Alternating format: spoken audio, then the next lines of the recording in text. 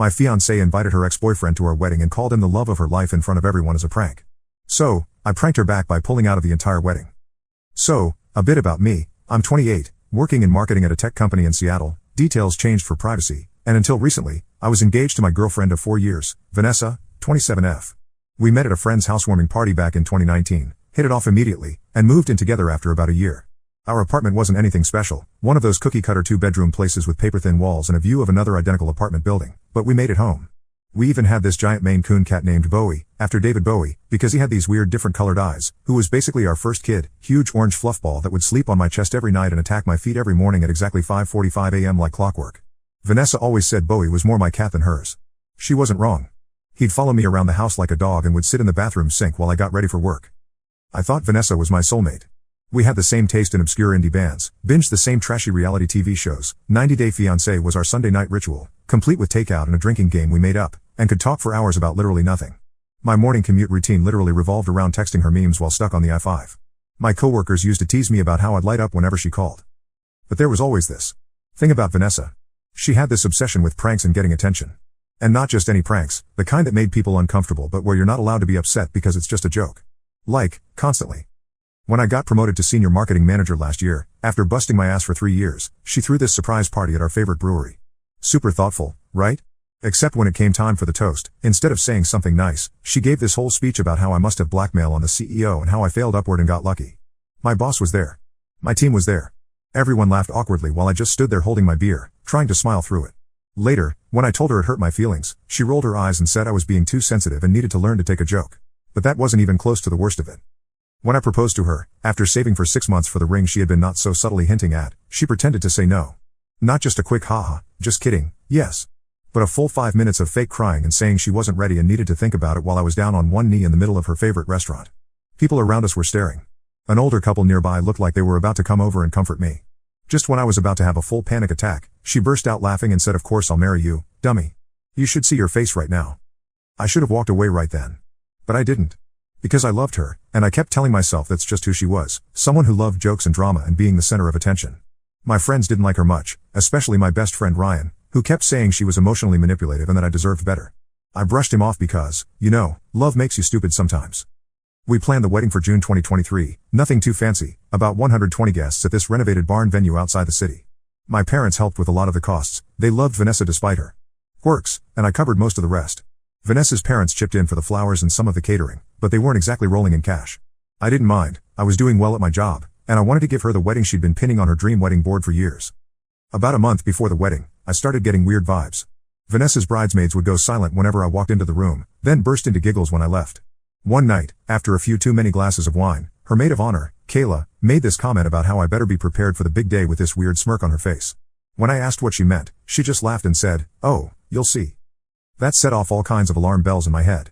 I tried asking Vanessa if she was planning something for the wedding, and she just gave me this innocent look and said, "Why would you think that?"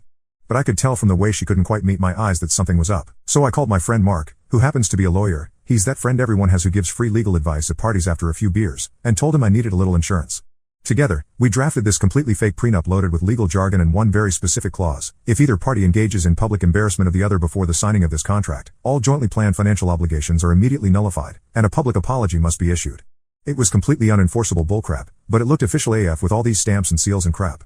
I had it printed, signed my part, and kept it ready. Just in case. Fast forward to the wedding day. Everything seemed perfect. The venue looked amazing, fairy lights everywhere, flowers that cost more than my first car, the whole 9 yards. Vanessa looked stunning in her dress, which made me even more nervous about what she might be planning. I kept the fake prenup folded in my suit jacket, hoping I wouldn't need to use it. The ceremony started normally enough. My mom was already tearing up in the front row. She cries at commercials, so no surprise there, and my dad looked uncomfortable but proud in his rented tux. My college roommates were all there, including Ryan as my best man, who kept giving me these "you sure about this" looks. Everything was going smoothly until the moment we stood at the altar and were supposed to exchange vows. That's when Vanessa's face changed. I knew that look. It was the same look she got right before every prank she ever pulled. She grinned, took the microphone from the officiant, who looked confused as hell, and said, "I have a little surprise for my wonderful soon-to-be husband." She turned to the crowd and dramatically waved toward the doors. "Ladies and gentlemen, let's give a warm welcome to the real love of my life." I froze. The guests turned in confusion as a man walked in. It was Jason, Vanessa's ex-boyfriend from college. The one she dated for 3 years before me. The one she once told me was the one who got away when she was drunk at a party, then claimed the next day she didn't remember saying it. The one she swore she hadn't spoken to in years. Vanessa beamed like this was the greatest thing ever. Come on up, Jason. Jason, tall, annoyingly good-looking in that generic gym bro way, wearing a suit that was probably more expensive than mine, strode up to the altar, grinning. The crowd was dead silent except for a few uncomfortable coughs and whispers. You didn't think I'd get married without my first love here, did you? Vanessa said, practically bouncing with excitement. I felt like I was in some kind of nightmare. My heart was pounding so hard I thought it might actually burst out of my chest.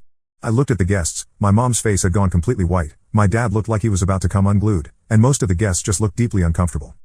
Then Vanessa turned to me with the biggest smile and said, Babe, I just couldn't say I do without making sure Jason approved first. I mean, he was such a big part of my life, and well, we've been talking a lot lately. Talking a lot? I managed to choke out. Jason clapped me on the back and smirked. Relax, man. It's just a joke. The bridesmaids, Kayla, Jen, and Ashley, were all giggling like this was the funniest thing they'd ever seen. But Vanessa wasn't done. Oh, and just for fun, I had a little poll running among my bridesmaids this whole time, she announced, still holding the microphone. We were taking bets on whether I'd actually go through with the wedding or not. She whipped out her phone and showed a group chat on the screen, filled with laughing emojis, votes on whether she'd fake cold feet, and even bets on whether I'd cry at the altar. One message from Kayla read, $50 says he cries like a baby when you bring out Jason. The room went completely silent. You could have heard a pin drop. My mother looked like she was about to faint. My father's face turned beet red. My best man, Ryan, just muttered, what the actual crap?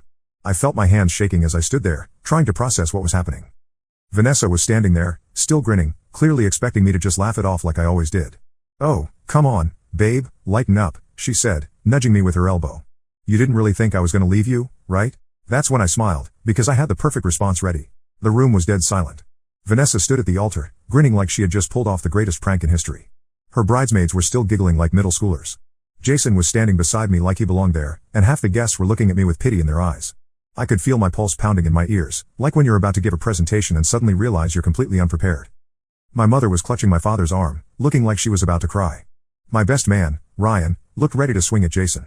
My college roommate, Dave, who had flown in from Boston just for this, was shaking his head in disbelief. And Vanessa? She was still waiting for me to laugh along with her like I always did. Oh, come on, babe, she said, nudging me again. Say something. I finally took a deep breath and smiled.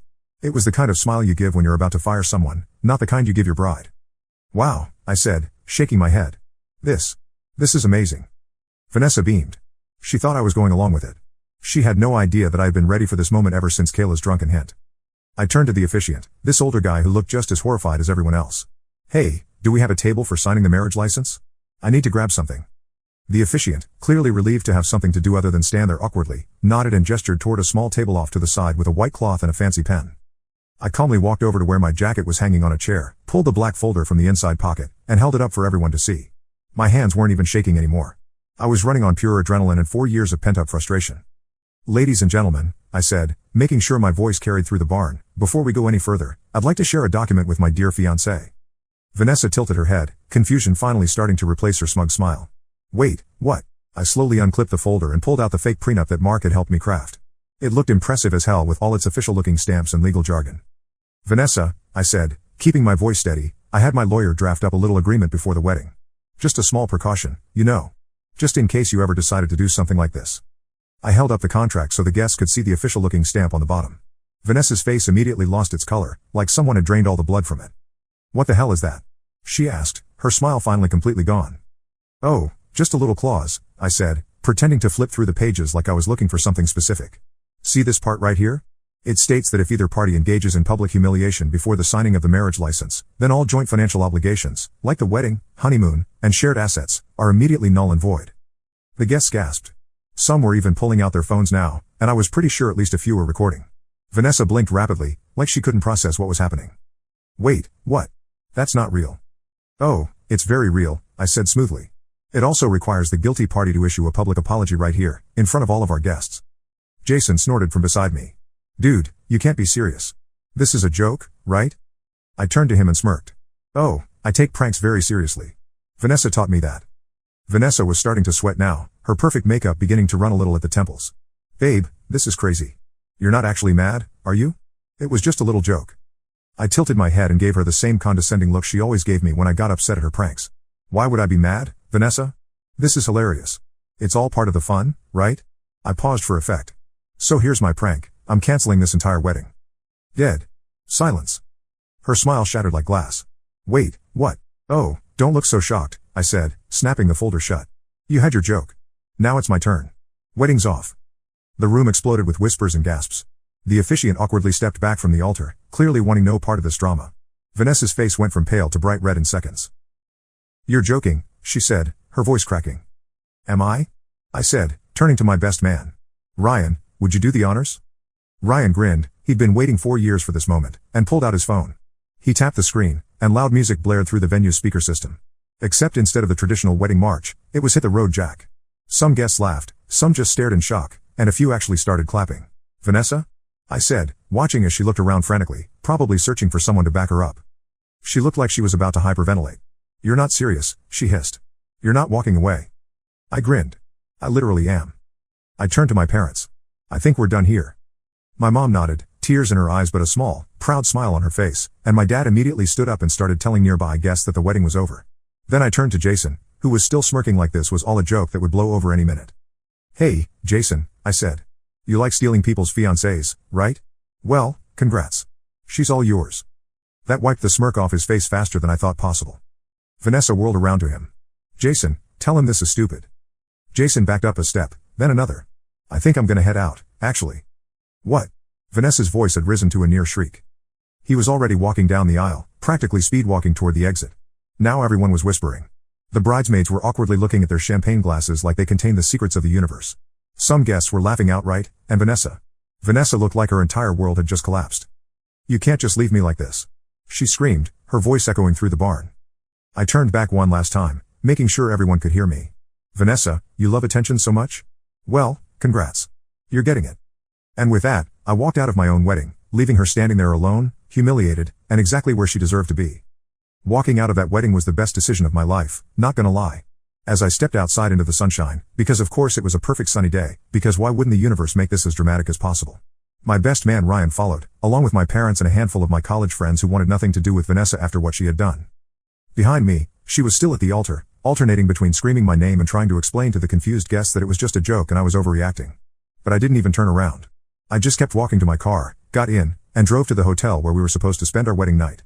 I packed up my stuff, checked out, and booked a room at a different hotel across town where she wouldn't think to look for me. It didn't take long for the fallout to begin. My phone blew up like a Samsung Galaxy Note 7, sorry, bad joke, with texts and missed calls from Vanessa. I turned off notifications but couldn't resist reading some of them.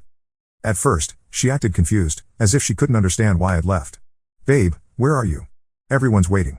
Like she expected me to just come back and continue the ceremony after what she'd pulled. Then came the anger. Furious messages about how I had humiliated her and how she couldn't believe I would ruin our special day over something so minor. She insisted it was just a joke, and that I had overreacted. I can't believe you would do this to me. Everyone thinks I'm the bad guy now. When I ignored her, which was honestly the hardest part, I almost texted back like 50 times, she switched tactics. Now she was threatening me, saying she would tell everyone I had abandoned her at the altar, that I had gotten cold feet, that I was the villain in this story. That was rich, considering she was the one who had turned our wedding into a circus. But she hadn't counted on one thing, receipts. My best man Ryan had screenshotted her bridesmaids group chat before we left. The same chat where they had been placing bets on whether she'd actually go through with the wedding, fake cold feet, or, and this was the kicker, bring out the ex for maximum drama. There were even messages about how much I would freak out and whether I would cry. That alone destroyed any attempt she made to rewrite the narrative. Word spread quickly. People who had been at the wedding started talking. Guests who had been uncomfortable with what she did now had the full context and weren't afraid to share it. Our mutual friend Emma, who had always been closer to Vanessa than to me, texted me that night. I had no idea she was like this. I'm so sorry. Within a few days, Vanessa's reputation was in shambles. She had to deactivate her Instagram because people kept commenting with bride and clown emojis. Her own parents called me, apologizing for what she had done. Her dad, who had always been pretty quiet, told me he was ashamed of his daughter's behavior and that he raised her better than that. Apparently, they had warned her not to pull any stunts at the wedding, but she hadn't listened. Even her friends, the ones who had egged her on, started distancing themselves when they realized how bad she looked. Kayla, her maid of honor, posted this long, fake deep Instagram story about how she regretted her part in hurting someone without actually naming names or taking real responsibility. It was one thing to joke around, but publicly humiliating your fiancé at your own wedding? No one wanted to be associated with that kind of toxicity. Then came the financial consequences. Vanessa tried demanding I pay her back for the wedding costs. That was funny considering I had covered nearly everything. The venue? My card. The catering? My account. Even the honeymoon trip she had been so excited for, 2 weeks in Bali at this fancy resort with private pool villas and those breakfasts that float on a tray in the water? Booked under my name, paid for with my points in cash. And with one phone call, I cancelled it all. She was left with nothing.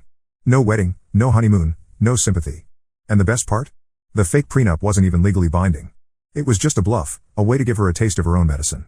She could have fought me on the financial stuff if she'd checked with an actual lawyer, but I guess she was too embarrassed or too convinced it was real.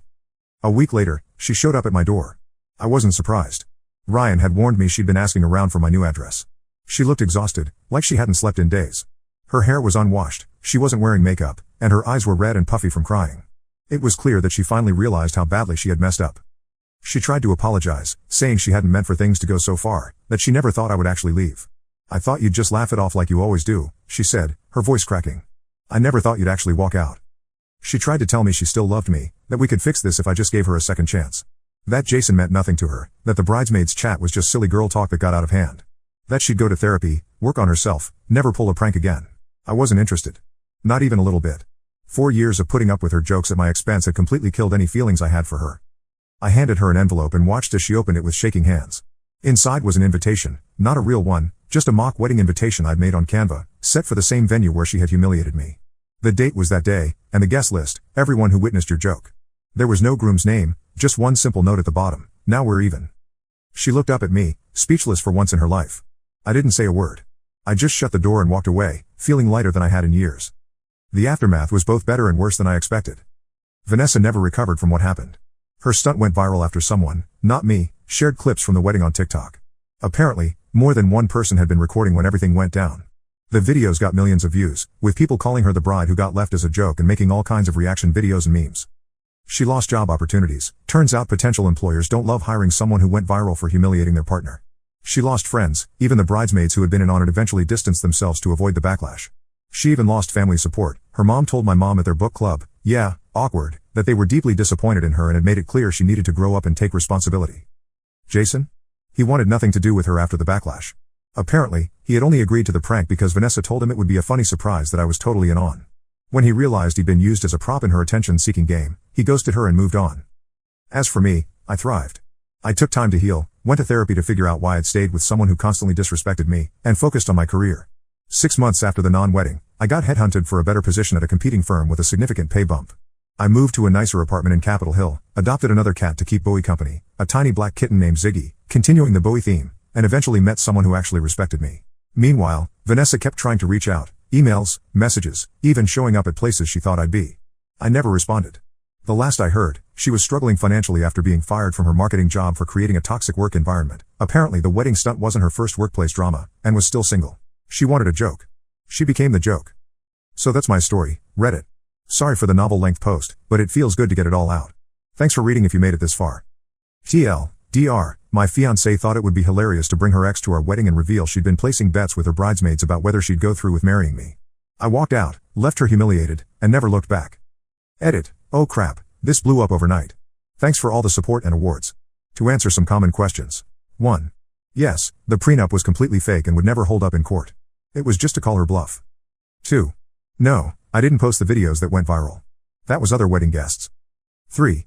The bridesmaids have all since apologized individually, but I haven't accepted any of their apologies. Actions have consequences. 4. For those asking about Bowie, here's a cat tax. Imagine a photo of a majestic orange Maine Coon would be here. 5. Yes, I'm much happier now. Sometimes the trash takes itself out.